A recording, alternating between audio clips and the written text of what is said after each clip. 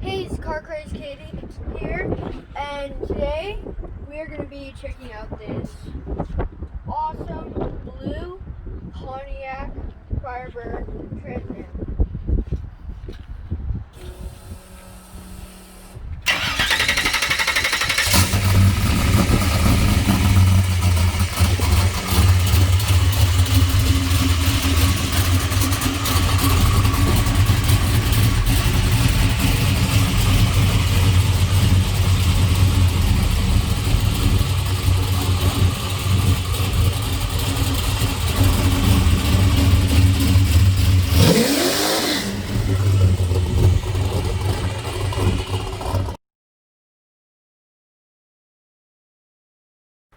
Hey, CARCRAZEDKID here.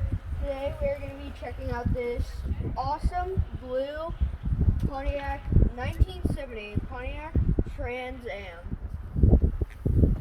So, John, what makes this Trans Am different from all the other Trans Am you see? This Trans Am is what I would call a Restomod. It's an original Ram Air 4 or Ram Air 3 car from 1970. The gentleman that owns this named Steve Coombs. He bought the car from the owner of Year One Restorations. If you've ever done any car restoration, you know that that's a big name in the car restoration business. He bought it from him probably about 30 years ago. He's owned it over 30 years. I've done pretty much all the work to it. We raced it in the NMCA for a while, held a couple of records with it, and then retired it to street duty.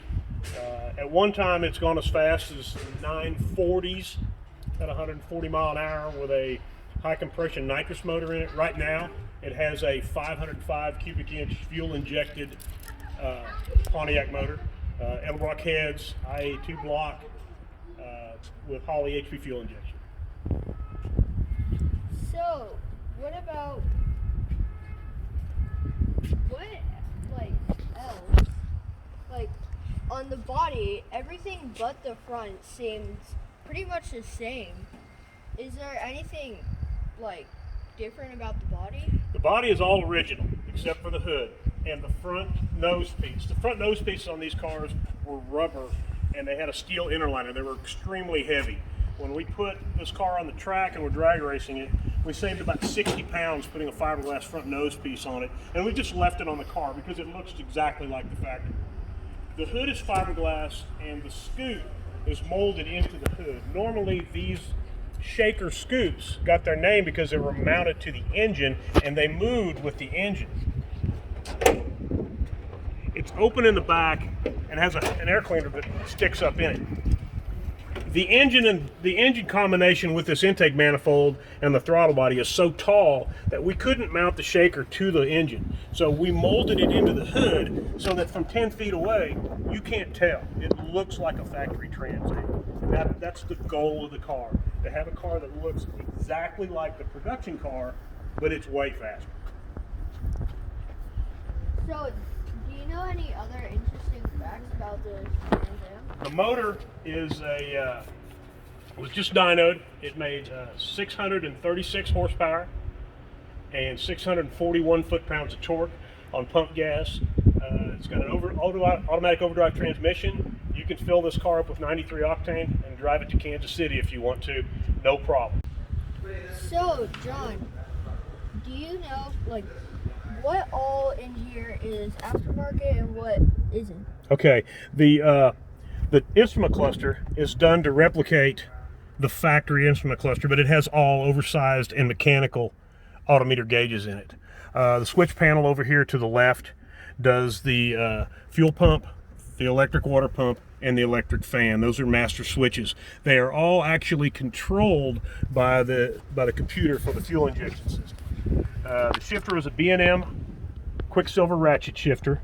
It's mated to a 204R automatic overdrive transmission. The shifter, being a ratchet shifter, if I'm in low gear right now and I want to shift it to second, I just hit that shifter as hard as I can. It only goes into second. Now it goes into third. Now it goes into fourth. You can't overshift it. You can't miss a gear. The factory AM radio still works in the car. Everything else is original, except of course for the roll cage. This is a 6-point roll cage that it's more in here for safety rather than to be legal for a sanctioning body. This car is extremely fast. You can take it to the drag strip just as it is with the tires that are on it and run 10s. And on the highway, it's as smooth as any modern car. The only thing this car lacks to be a 100% great Texas street car is it doesn't have air conditioning. What about the button on the shift knob? The button on the shift knob is for a line lock. When you take this car to the drag strip, you can actually pump the brakes, hit this button, let go of the brake, and it locks up the front tires. That way you can do a burnout with the rear tires and get the tires good and smoky. If you've ever been to a drag strip and you see them do a burnout, that's how some of them are accomplished, is with that line lock. It's also good that if you're on a hill, you can shift it into neutral, hold the brake, hold that button, and the car won't roll away. Kind of nifty. Not what it's necessarily for, though. What about this light? This is a shift light. It has a chip in here that determines the RPM level at which you're going to shift the transmission. If you leave this thing in regular drive, it shifts by itself. But if you want to shift it manually, you pull it all the way down into low gear, and then when that light comes on, then you shift the car. It's to keep you in the power band, because the car's powerful enough that you really don't want to be having to watch the tachometer. If you can watch what you're going, you can watch where you're going. You can see this light with your peripheral vision because it's very bright. Okay. So, is there any other fun facts about this interior? No, that's about it. Yes, there is a fun fact about the interior.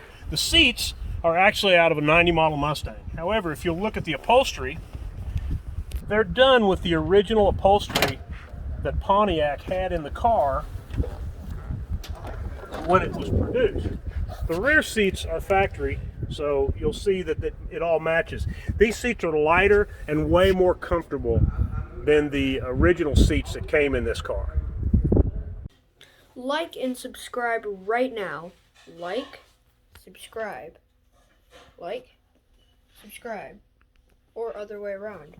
Probably like and subscribe though.